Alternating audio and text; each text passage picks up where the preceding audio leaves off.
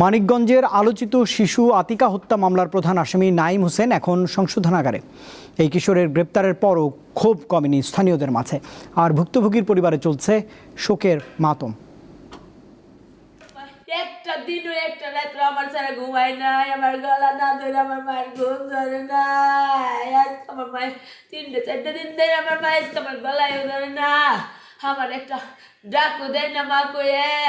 মানুষের জন্ম হওয়া যতটা স্বাভাবিক, মৃত্যু ততটাই স্বাভাবিক। কিন্তু কোনো মৃত্যু যদি হয় কলি থেকে ফুল হয়ে ফোটার আগেই, তবে তার যন্ত্রণা বুকে পাথর চাপা দেওয়ার চেয়েও ভারী। আর প্রিয় সন্তানকে হারাতে হলে সেই দুঃখ ঘুচবে কি দিয়ে?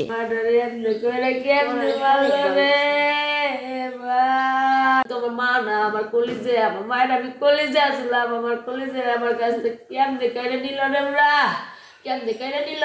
গত 17 এপ্রিল মানিকগঞ্জ সদর উপজেলার বনপাড়িল গ্রামের সৌদি প্রবাসী দুলাল মিয়ার সন্তান আতিকা আক্তার নিখোঁজ হয়। ওই দিন রাতেই পাশের জমি থেকে হাত পা বাঁধা অবস্থায় উদ্ধার করা হয় শিশুটির নিথর দেহ।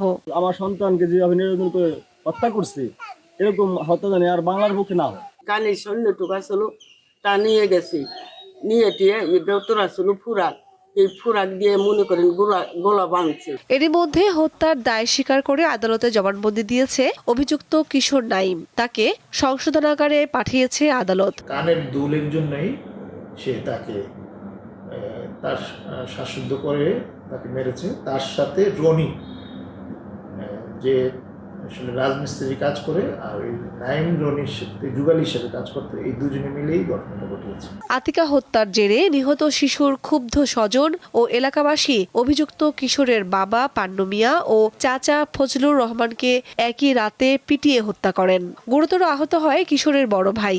এই ঘটনায় সদর থানায় একটি হত্যা মামলা হয়েছে। কামরুন নাহার, দীপ্ত, বার্তা কক্ষ।